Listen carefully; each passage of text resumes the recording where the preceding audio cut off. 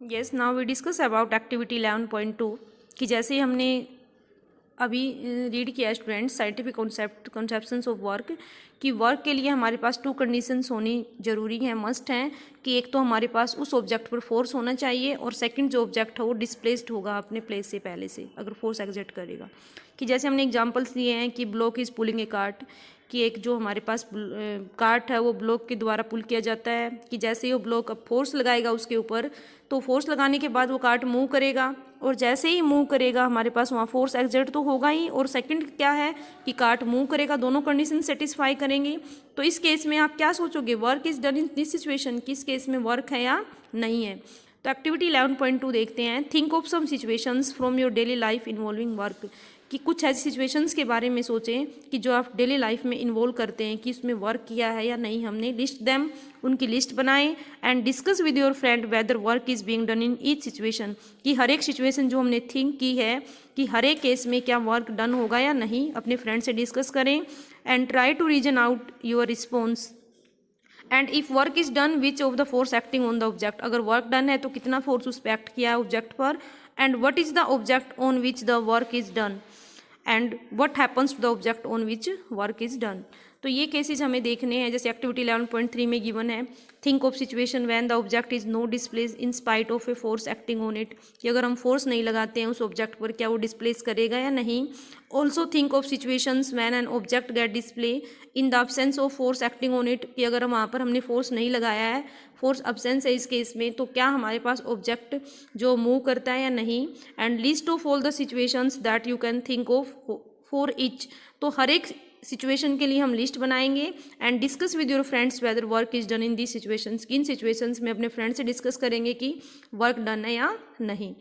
तो अब हम रीड करते हैं कि जो work done by constant force, कि अगर कोई भी कॉन्स्टेंट फोर्स किसी भी ऑब्जेक्ट पर अप्लाई करेंगे तो उस केस में वर्क डन क्या होगा। And how is work define in science, कि वर्क को साइंस में कैसे डिफाइन करते हैं। टू अंडरस्टैंड दिस, इसको समझने के लिए we shall first consider the case when the force is acting in the direction of displacement, कि सबसे पहले फर्स्ट केस हम देखते हैं कि जो फोर्स एक्ट करेंगे कि वो डायरेक्शन ऑफ डिस्प्लेसमेंट क्या होगा हमारे पास उस ऑब्जेक्ट पर। Let a constant force F, कि हमने कोई भी कांस्टेंट फोर्स लिया है जिसको एफ कैपिटल एफ से रिप्रेजेंट करेंगे। एक्ट ऑन एन ऑब्जेक्ट, कि किसी भी एक ऑब्जेक्ट पर उसको एग्जर्ट किया है, एक्ट किया है। And let the object be display through a distance, कि जो ऑब्जेक्ट है वो डिस्प्लेस होगा एक डिस्टेंस से, जिस डिस्टेंस को हमने मेजर रिप्रेजेंट किया है स्मॉल एस से, in the direction of force.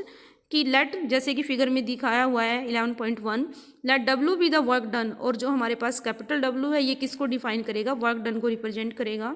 तो in this case we define work to be equal to the product of force and displacement. तो इस केस में हम कह सकते हैं कि जो वर्क रहेगा वो फोर्स और डिस्प्लेसमेंट दोनों की किसके इक्वल है, प्रोडक्ट के इक्वल है। Yes, look here students, given here what is work done. तो वर्क डन के लिए हम फॉर्मूला यूज करेंगे that is force into displacement, की जो वर्क डन होगा इन साइंटिफिक वे तो वो रहेगा product of force and multi product of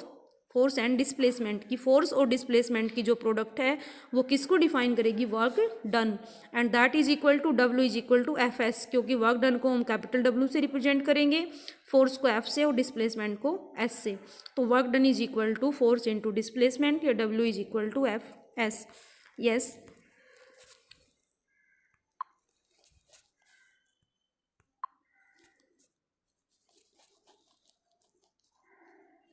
yes, look here students, figure 11.1 given here. जैसे कि एक बुक रखी हुई है तो जैसे उसके उस ऑब्जेक्ट पर उस बुक पर फोर्स लगा हुआ है तो उस ऑब्जेक्ट ने जैसे यहाँ पहले इधर थी तो उसके बाद जो हमारे पास फोर्स लगने के बाद जो वर्क डन हुआ है तो उस फोर्स लगने के बाद डिस्प्लेसमेंट जो हुआ है तो उस डिस्प्लेसमेंट से बुक ने क्या है आगे मूव कर चुकी है यहाँ पर। तो इस केस में हम कह सकते हैं कि वर्क डन है, क्योंकि इस ऑब्जेक्ट पर फोर्स भी लगा हुआ है और इस ऑब्जेक्ट ने क्या है डिस्प्लेसमेंट भी किया है। So we can say that work is done here because both conditions are apply in this object.